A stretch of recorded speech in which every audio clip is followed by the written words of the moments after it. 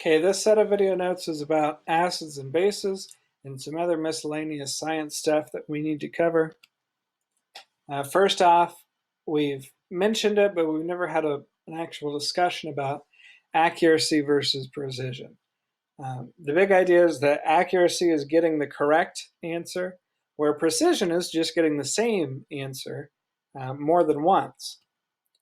So if I'm doing some target practice here, and I'm shooting my bow and arrow, and that's where I hit on the target, I would say that's fairly accurate because it's close to the bullseye each time, but they're not really close together, so I'm not getting the same result each time. So I wouldn't call that precise. So that would be accurate but not precise. If my target were to look like this after shooting at it, I would call that precise because I keep getting the same spot, but it's not accurate because I'm nowhere close to the bullseye. If I were to hit the same spot right into the bullseye, we would call that accurate and precise. And if I were just to hit all over the target, which is probably more close to reality, I wouldn't call that accurate or precise. This becomes particularly important when you're doing actual scientific research because you, as a scientist, set up your experiment to go a particular way. And if you don't think about all of the things that could happen with it, you might be getting the same results and you might be thinking you're getting the right answer, but it doesn't fall in line with the current scientific theories, which either means you made some really major breakthrough or there's a piece of your experiment that you didn't think about.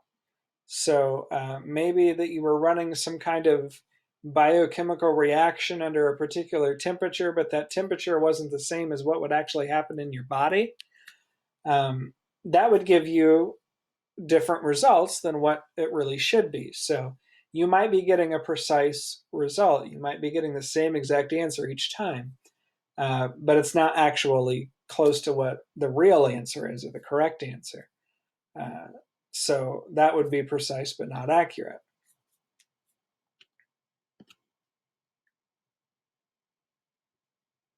And then some of my favorite science stuff is optometry.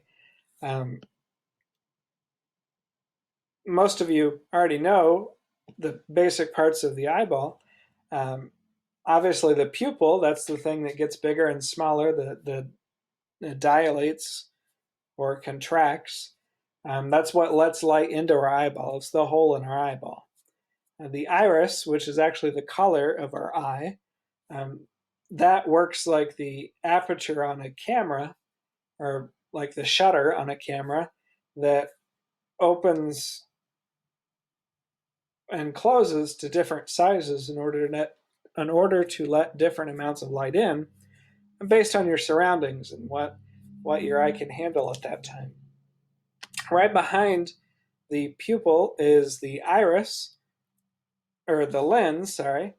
Right behind the pupil is the lens, which is responsible for bending or refracting the light to focus on the back of the eyeball. It's important for you to know that it's not reflecting the light. That would mean that the light just bounces back off our eyeball, and that would be weird. It's called refracting, which is just bending, essentially. But the lens's goal is to get it focused perfectly right on the back of the eyeball, which happens to house the retina. The retina is what collects the information from the light that hits it, and then the optic nerve takes that information and sends it to the brain so you can process what it is that you're seeing. Now, if your lens isn't quite the right shape, it's going to focus wrong. So maybe the focal point is behind the eyeball.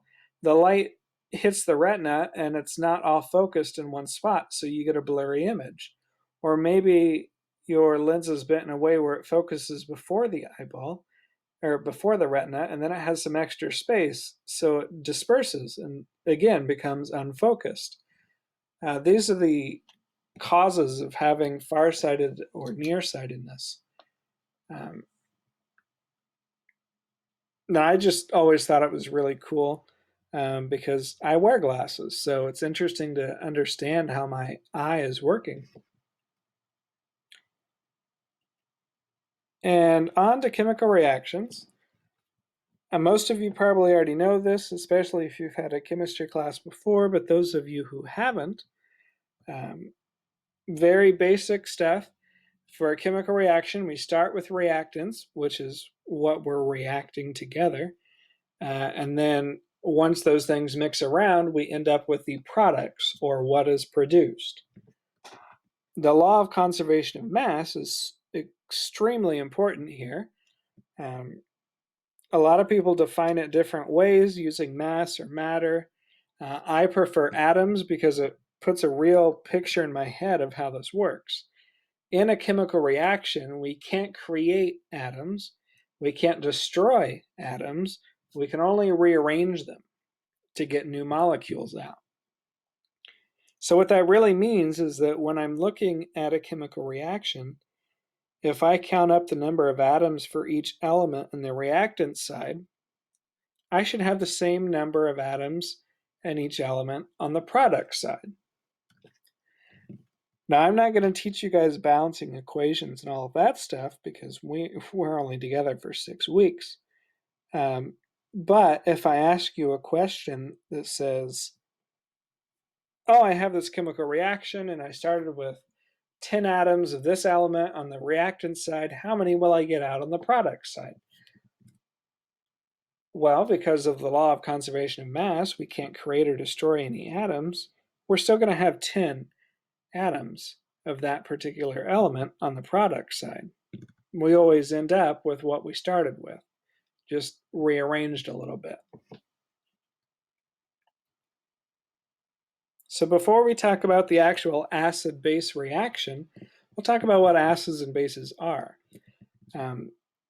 Some household acids that you might find are like apple cider vinegar, which is acetic acid, or your Pepsi or Coke that has carbonic acid in it, or most fruits have citric acid in it of some sort. They usually taste sour if you think about them.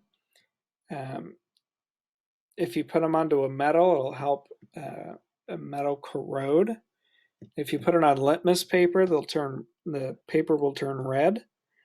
And if you mix it with bases, a reaction happens and it becomes less acidic. It becomes not as acid-y.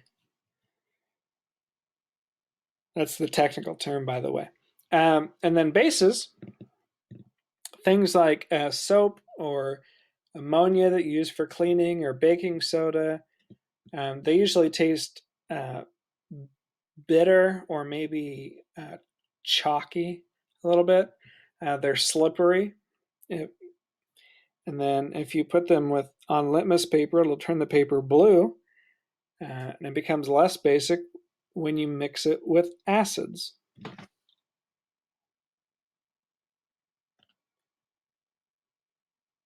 So some common acids that we might find in the lab are sulfuric acid, hydrochloric, hydrofluoric, hydrobromic, acetic,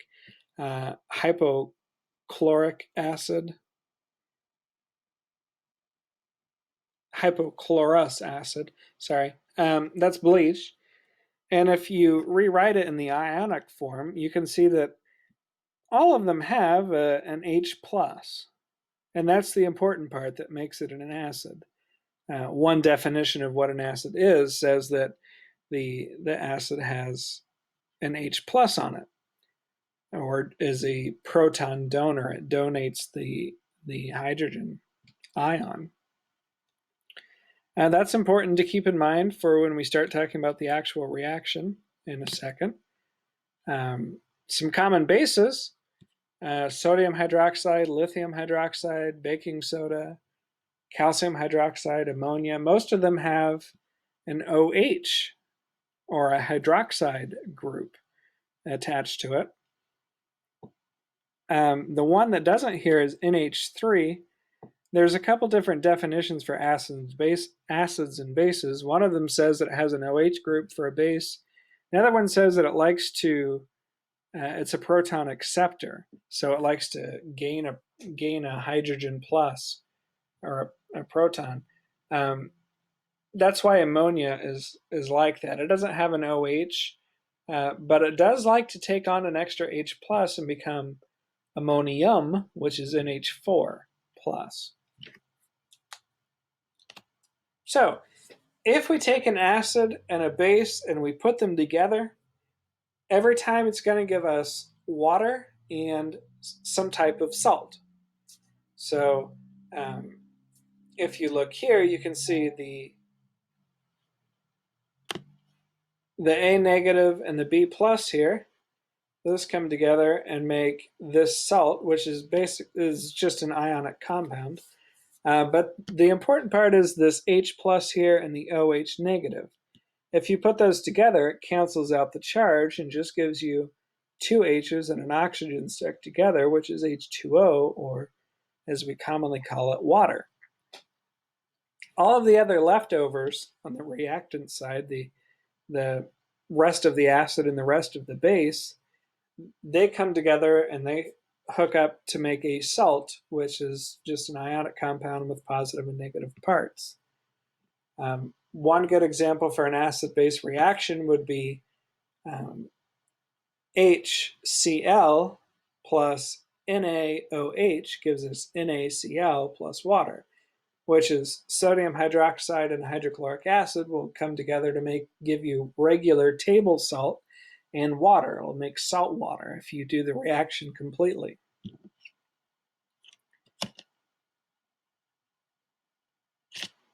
In order to figure out how much of an acid we have, we could figure out the pH. There's a couple different ways to find the pH. Some involve some lengthy chemical reactions, but the mathematical way, which is really difficult, once you find the concentration of the hydrogen ion here, the H plus, you take the negative log of that, and that gives you a flat number from 0 to 14. What that really means is that think of these as like fractions. So this would be 1 out of 1 is H plus. So that means my whole solution is H plus. That is the most strong acid that I can have. This would be like 1 in every 10 atoms in this solution are H plus. And that's still pretty strong. That's a lot of that's a lot of H pluses. This one would be like 1 out of every 100, 1 out of every 1,000. As we come down, that's like, let's see, down here is 1 out of every million. And then it gets further less concentrated. So we start with the stronger acids on the lower end of the pH scale, around 0 to 1 is the stronger acids. And then we get slightly weaker acids. And then we end up right here in the middle, just plain water, pure water, is a pH of 7. We call that neutral. Anything less than neutral, anything less than 7 is considered an acid. Anything more is considered a base.